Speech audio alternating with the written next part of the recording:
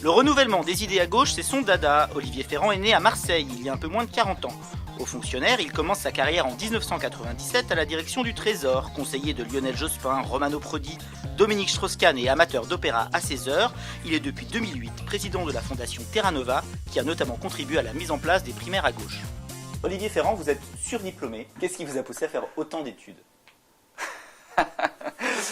Qu'est-ce qui m'a poussé à faire autant d'études? J'en sais rien. En fait, je voulais faire de la politique assez tôt et donc je visais l'ENA parce que voilà, c'était le truc normal et je voulais avoir un métier avant. C'est pour ça que j'ai fait HEC avant Sciences Po ENA. Et aujourd'hui, qu'est-ce qui vous est le plus utile d'avoir fait HEC ou l'ENA ? L'ENA, c'est un vrai fardeau en politique.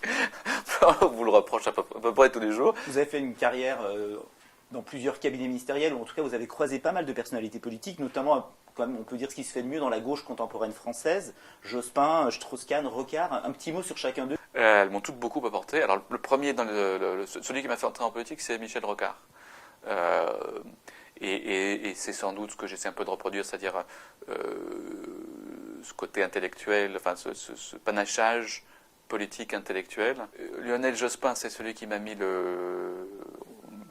littéralement le pied à l'étrier. Et Dominique a cette mobilité intellectuelle, cette créativité, cette vitesse qui est assez fascinante. Donc, en 2007, vous êtes candidat aux législatives dans les Pyrénées-Orientales, et bon, c'est un échec, vous n'êtes pas élu. Est-ce que c'était dur ? Qu'est-ce que vous avez retenu de cette expérience ? C'était passionnant et c'était effectivement dur. Passionnant parce que ma présence a levé, ça s'est très bien passé avec la population. Il y a eu vraiment, s'est passé quelque chose. En revanche, ça a été très dur avec la classe politique locale. Et vous créez il y a 2 ans Terra Nova. L'idée de base, c'était qu'on avait besoin aujourd'hui de ce chaînon manquant, donc c'est-à-dire de structurer cet espace-là qui va du diagnostic intellectuel et qui tire les fils vers les solutions politiques, de le structurer plus qu'avant, de le professionnaliser, de le financer. C'est quoi finalement votre ambition politique ? Si en 2012 on dit de Terra Nova qu'elle a contribué à renouveler le patrimoine intellectuel de la gauche et qu'elle a contribué à faire émerger un projet moderne pour la France, eh bien, j'aurai atteint mes ambitions politiques. 3 mots qui vous caractérisent ?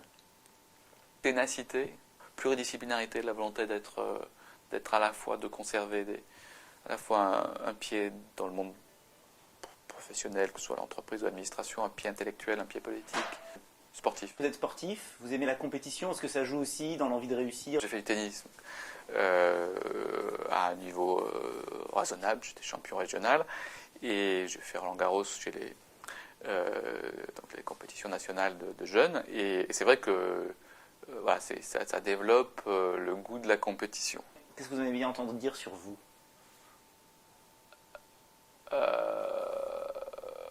Du bien. Non. Voilà, c'est vrai que il faut vraiment se blinder pour faire de la politique. Il faut vraiment aimer accepter qu'on va dire beaucoup de mal de vous tout le temps, partout, en toutes circonstances.